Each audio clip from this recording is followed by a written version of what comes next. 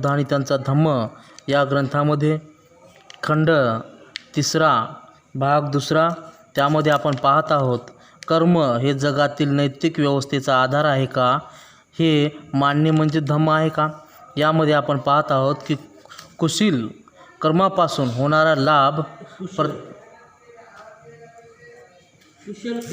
कुशल कर्मापासून होणारा लाभ प्रत्येक कुशल कर्म करणाऱ्याला मिळतो आणि अकुशल कर्माचा दुष्परिणाम कुणालाही टाळता येत नाही। म्हणून भगवान बुद्धाचा उपदेश असा आहे की असे कुशल कर्म करा म्हणजे मानवतेला चांगल्या नैतिक व्यवस्थेचा लाभ होईल, कारण कुशल कर्मानेच नैतिक व्यवस्था राखली जाते। अकुशल कर्म करू नका, कारण नैतिक व्यवस्थेची हानी होते आणि मानवताला दुःखी होतात। सर्व मानवता काय होते, दुःखी होते। हे शक्य आहे की कर्म आणि कर्माचा होणारा परिणाम या दोहांमध्ये काही कालांतर असते, असे बहुधा घडते। या दृष्टीने कर्माचे 3 भाग पडतात।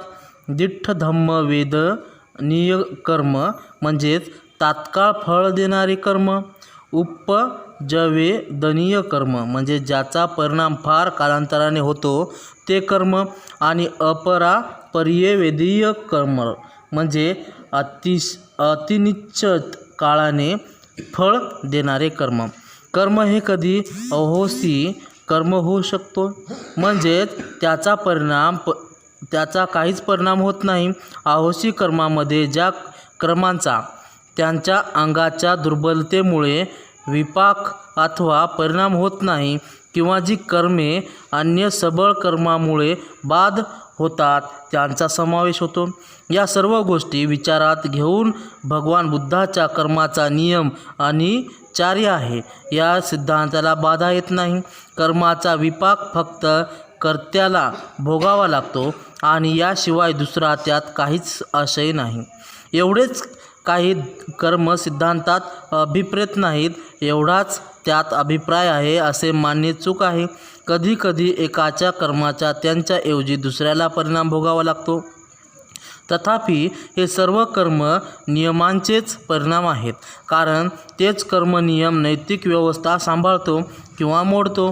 व्यक्ती येतात जातात, पण विश्वाची नैतिक व्यवस्था कायम राहते आणि त्याप्रमाणे ही व्यवस्था बनविणारा कर्मनियमही अप्रतिह राहतो। याच कारणास्तव भगवान बुद्धाच्या धर्मामध्ये अन्य धर्मात ईश्वराला जे स्थान दिलेले आहे ते नीतीला प्राप्त झाले आहे। यास्तव विश्वातील नैतिक व्यवस्था अशी राखली जाते, त्याला भगवान बुद्धाने दिलेले उत्तर इतके सरळ आणि निर्वाद आहे। असे असूनही या उत्तराचा खरा अर्थ क्वचितच समजावून घेतला जातो। प्रात्यय जवळजवळ नेहमीच त्याचा चुकीचा अर्थ लावला जातो, चुकीचा सांगितलेला जातो अथवा त्यांची चुकीची व्याख्या केली जाते। नैतिक व्यवस्था अशी राखली जाते या प्रश्नाला उत्तर म्हणून भगवान बुद्धाने कर्मसिद्धांत मांडला। या सत्याची फारच थोड्यांनाच जाणीव असते, तथापि कर्मसिद्धांत मांडण्यात बुद्धाचा हाच हेतू होता। कर्मनियमांचा संबंध केवळ सर्वसाधारण नैतिक व्यवस्थेशी आहे, व्यक्तीच्या सद्भाग्याशी किंवा दुर्भाग्याशी त्यांचा संबंध नाही। त्यांचे प्रयोजन विश्वातील नैतिक व्यवस्था राखणे हे आहे। या कारणास्तव कर्मनियम हा धर्माचे एक प्रमुख अंग आहे। त्यामध्ये भाग 4 अधम्म म्हणजे काय। दैवी चमत्कृतीवर विश्वास ठेवणे म्हणजे अधम्म। जेव्हा जेव्हा एखादी घटना घडते तेव्हा ती कशी घडते, त्याचे कारण काय आहे हे जाणण्याची मनुष्यमात्राला आवश्यकता वाटते। कधीकधी कारण व कार्य ही एकमेकांच्या इतकी जवळजवळ असतात की कार्याच्या कारणाचा पत्ता लागणे अवघड असते, परंतु कधीकधी कार्य परिणाम हे कारणापासून इतके दूर असते की तेथे कार्यकारणाचा शोध लागत नाही। ढोबळ दृष्टीने पाहता असे वाटते की या परिणामाला कारणच नव्हते। तेव्हा असा प्रश्न उत्पन्न होतो की ही घटना घडली कशी। अशा वेळी सर्वसामान्य उत्तर असे असते की ही घटना काही तरी दैवी कारणाने म्हणजेच चमत्काराने घडली असावी। भगवान बुद्धाच्या पूर्वजांनी हा प्रश्नांचे विविध प्रकारे उत्तर दिले होते, पकुद कंचायन हा प्रत्येक घटनेला कारण असल्याचेच मानित नसे. तो म्हणत असे की घटना कारणाविना स्वतंत्रपणे घडत असतात. मखमली घोषाल मानित असे की घटनेला कारण असले पाहिजे, परंतु तो असा प्रचार करीत असे की ते कारण मानवी शक्तीबाहेर कुठेतरी प्रकृती, अनिवार्य आवश्यकता, वस्तुजातीतील अंतर्गत नियम, पूर्वनियोजित दैव अशासारख्या गोष्टीत शोधले पाहिजे. भगवान बुद्धाने अशा सिद्धांताचे खंडन केले. त्याचे म्हणणे असे होते की प्रत्येक घटनेला कारण असते. एवढेच नव्हे तर प्रत्येक कारण हेही मानवी अथवा प्राकृतिक कारणाचा परिणाम आहे. काळ, प्रकृती आणि अनिवार्य आवश्यकता इत्यादींना कोणत्याही घटनेचे कारण मानणे याला त्याचा विरोध होता. जर काळ, प्रकृती, अनिवार्य आवश्यकता हीच फक्त घटनेची एकमात्र कारणे असतील तर मग आमची स्थिती काय आहे? मनुष्य हा काळ, प्रकृती, आकस्मिकता, ईश्वर, दैव, अनिवार्य आवश्यकता यांच्या हातातील एक बाहुले बनले आहे काय? जर मनुष्य स्वतंत्र नाही तर माणसाच्या अस्तित्वाचे प्रयोजन काय आहे? जर दैवी चमत्कृतीवर विश्वास ठेवू लागला तर त्याच्या बुद्धीचा उपयोग काय?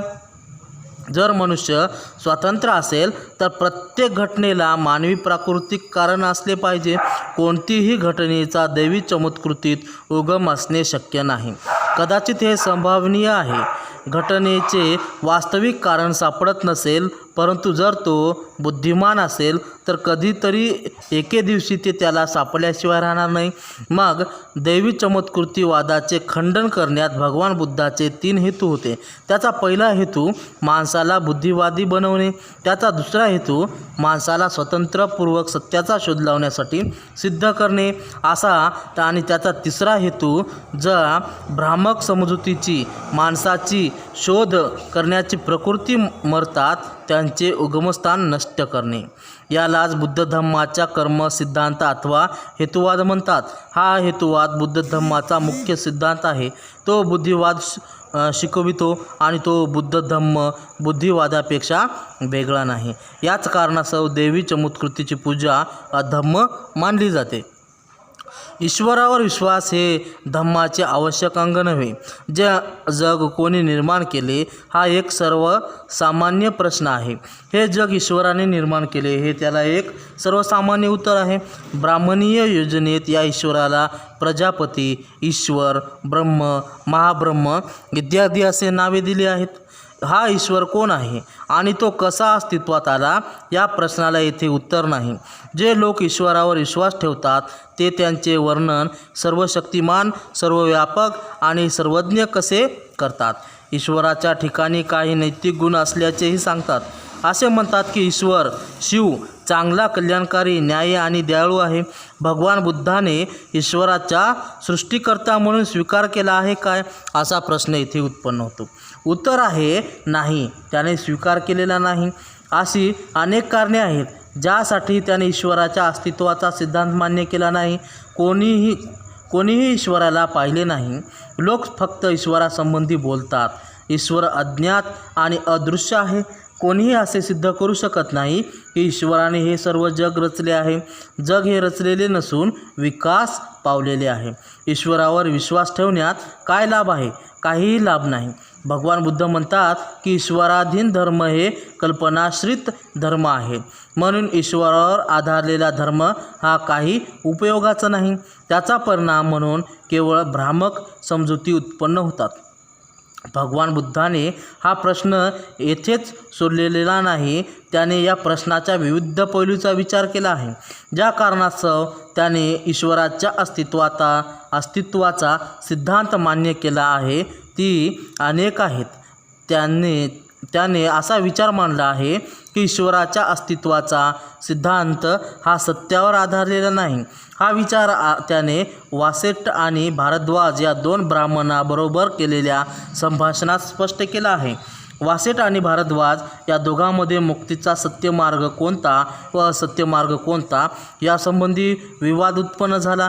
या समयी तथागत आपल्या महान भिक्खू संघासमेत कौशल जनपदामध्ये विहार करीत होते.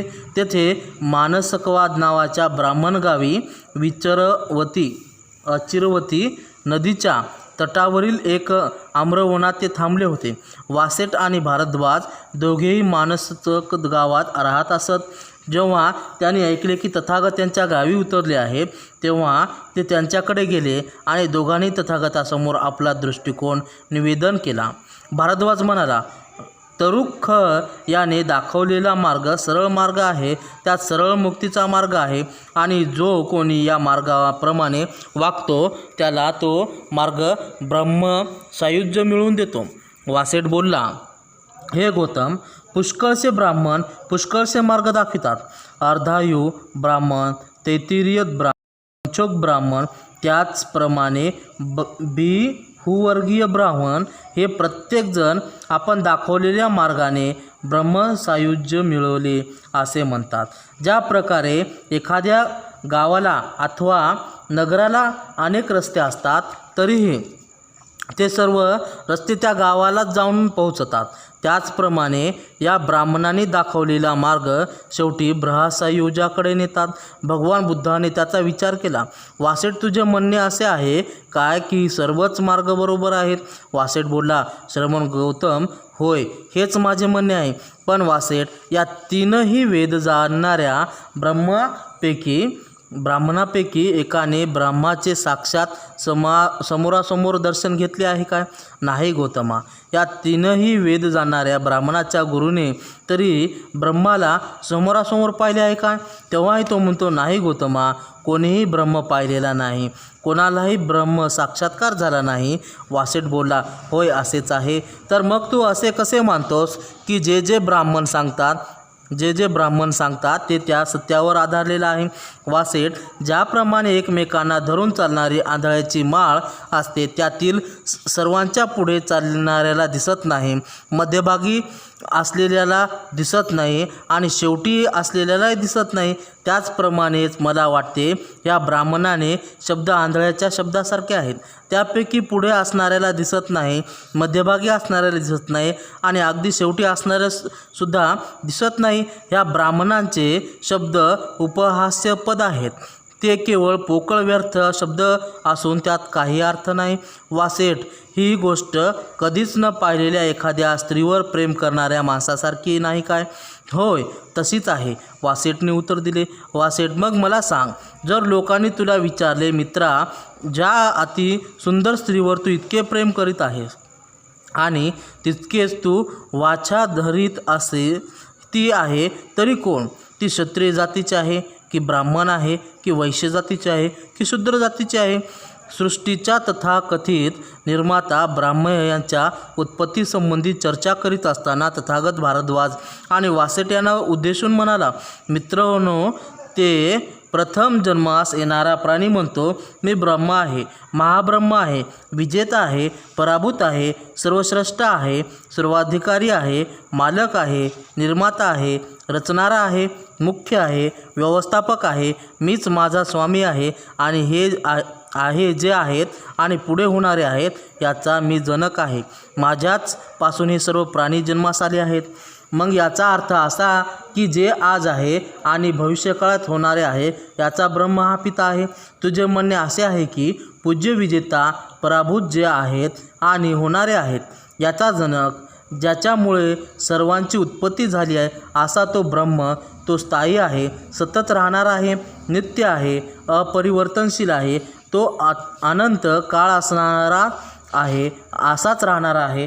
तर मग त्या ब्रह्माने उत्पन्न केलेली आम्ही इहलोकी येऊन अस्थायी, अनित्य, परिवर्तनशील, अल्पजीवी, मरणधर्मी असे मग झालो. या प्रश्नाला वासेटाजवळ उत्तर नव्हते. तथागतांना तिसरा विचार आला. विचार हा ईश्वराच्या सर्व शक्ती मतेसंबंधी होता. जर ईश्वर सर्व शक्तिमान आहे आणि सर्व सृष्टीचे तो बलवत्तर कारण आहे, तर त्यामुळे माणसाच्या मनात काही कार्य असण्याची स्वतःची अशी इच्छा असणे शक्य नाही. त्याला काही करण्याची आवश्यकता नाही. काही करण्याची त्याला इच्छा किंवा प्रयत्न करण्याचा संकल्पही स्फुरणार नाही. यामुळे मनुष्य प्राणी म्हणजे या जगातील कोणतेही कार्य ज्याला करावे लागत नाही असा एक निष्क्रिय प्राणी ठरेल. असे जर आहे तर ब्रह्माने माणसाला निर्माणच का केले, यालाही वासेटजवळ उत्तर नव्हते. तथागताचा चौथा विचार असा होता की जर ईश्वर विश्वस्वरूप कल्याणकारी आहे तर माणसे खुनी, चोर, अभिव्यचारी आणि खोटे बोलणारी, निंदक, बकवा करणारी, लोभी, द्वेषी, विकृत अशी का होतात. त्याचे कारण ईश्वरालाच असला पाहिजे. त्याचं सर्व कारण काय आहे? ईश्वराजवळच असलं पाहिजे. शिवस्वरूप ईश्वराच्या अस्तित्वात हे कसे शक्य आहे? तथागताचा पाचवा विचार असा होता, सर्वज्ञता, न्यायीपणा, दयाळूपणा या संबंधी होता. जर कोणी महान सृष्टिकर्ता असेल आणि तो न्यायी दयाळू असेल तर जगामध्ये इतका अन्याय का फैलला आहे, असा प्रश्न तथागताने केला. आणि ते पुढे म्हणाले, ज्याला दृष्टी आहे, ज्याला सभोवार किळसवाने दृष्टीस पडले, ब्रह्म आपली रचना का सुधारित नाहीत, जिला मर्यादा नाही, अशी त्याची शक्ती व्यापक असेल तर त्यांचे हात कल्याणकारी करण्यासाठी पुढे का सरसावत नाहीत. त्याने निर्माण केलेली सृष्टी दुःख भोगण्यात का बुडाली आहे, जे सर्वांना का सुख देत नाही. अफरातफरा, चोरी, अज्ञान का फैलावत राहतो, असत्य त्याच्यावर का मात करते, सत्य आणि न्याय पराभूत का होतात. माझ्या मते अन्यायाला आश्रय देण्यासाठी जर निर्माण करणारा हा तुमचा ब्रह्मा परम अन्यायी ठरतो. सर्व प्राणीमात्रांना व्यापणारा तुमचा जो ईश्वर आहे तो त्या प्राणीमात्रांना दुःखी वा सुखी बनवितो. त्याच्याकडून पाप अथवा पुण्य करवितो. तो ईश्वर स्वतः पापाने कलंकित आहे. तर एक तर मनुष्य त्या ईश्वराच्या इच्छेप्रमाणे वागतात नसावा, किंवा तो ईश्वर तरी न्यायी आणि चांगला नसावा, अथवा तो आंधळा असावा. तथागताच्या ईश्वराच्या अस्तित्वाच्या सिद्धांताबाबत शेवटचा विचार असा होता की ईश्वराच्या अस्तित्वाच्या सिद्धांतासंबंधी चर्चा करण्यापासून काहीही लाभ नाही. तथागताच्या मते धर्माचे केंद्र हे मनुष्याच्या देवाशी असणारा संबंध यामध्ये नाही, तो माणसाचाच संबंध आहे. धर्माचा हेतू सर्व माणसे सुखी होतील अशा रीतीने माणसाशी कसे वागावे हा आहे. तथागत देवाच्या अस्तित्वावरील विश्वासाविरुद्ध असण्याचे आणखी एक कारण होते. तथागत धार्मिक क्रियाकलापाच्या विरोधी होते. या असण्याचे कारण म्हणजे क्रियाकलाप म्हणजे भ्रामक समजुतीची आगरच असते, आणि भ्रामक समजुती या अष्टांग मार्गातील जे महत्त्वाचे तत्व समष्टिदीठीचे शत्रू आहेत. तथागताच्या दृष्टीने ईश्वराला विश्वास ही अतिशय भयानक गोष्ट आहे, कारण ईश्वरातील विश्वास हा पूजा आणि प्रार्थना यांच्या उत्पादक आहे.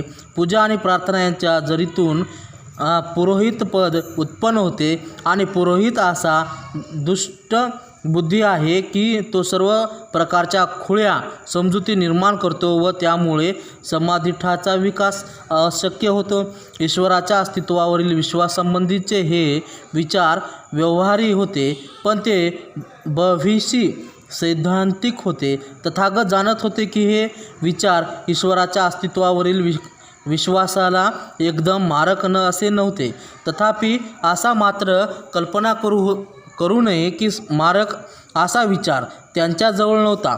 त्यांनी एक असा विचार मांडला आहे की तो निसंदेह देवावरील विश्वासाचे खंडन करणारा आहे. हा विचार प्रतीत्य समुत्पादक या सिद्धांतात अंतर्भूत आहे. ह्या सिद्धांतानुसार ईश्वर आहे की नाही हा प्रश्न महत्त्वाचा नाही. त्याचप्रमाणे ईश्वराने ही सृष्टी निर्माण केली की नाही हाही प्रश्न मुख्य नाही. खरा प्रश्न असा आहे की निर्मात्याने सृष्टी कशी निर्माण केली. ईश्वराच्या अस्तित्वावरील विश्वासचे समर्थन हे जग कसे निर्माण झाले या प्रश्नाच्या उत्तराला निष्क्रिय आहे. महत्त्वाचा प्रश्न असा आहे की ईश्वराने सृष्टी भाव काही पदार्थ यातून उत्पन्न केलेले की अभाव शून्य यातून निर्माण केले. काही तरी हे काहीच नाही मधून उत्पन्न केले गेले यावर विश्वास ठेवणे शक्य नाही. जर तथाकथित ईश्वराने काही तरी हे काहीतरी मधून निर्मिले असे म्हटले तर ज्या काहीतरी तुने जे नवे काहीतरी निर्मिले ते निर्मितीपूर्वीच अस्तित्वात असले पाहिजे. म्हणून ईश्वराला ज्याच्यापूर्वीच अस्तित्वात असलेलं काही नाही याचा निर्माता म्हणता येणार नाही. जर ईश्वराने काही वस्तू निर्माण करण्यापूर्वी कोणीतरी काहीतरी निर्मिले असले तर ईश्वराला निर्माता अथवा आदिकारक असे म्हणता येणार नाही. ईश्वराला अस्तित्वासंबंधीच्या विश्वासाविरुद्ध तथागताचा शेवटचा असा निर्विवाद विचार होता. ईश्वर हा सर्व सृष्टीचा निर्माता आहे. हा विश्वास तर्कदृष्ट असल्यामुळे तो अधर्म आहे. तो विश्वास म्हणजेच केवळ असत्यावरील विश्वास आहे.